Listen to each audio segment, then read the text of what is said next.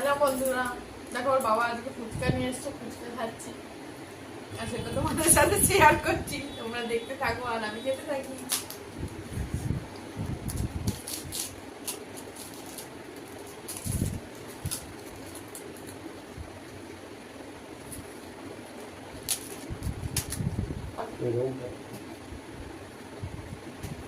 আমি খেয়ে পাই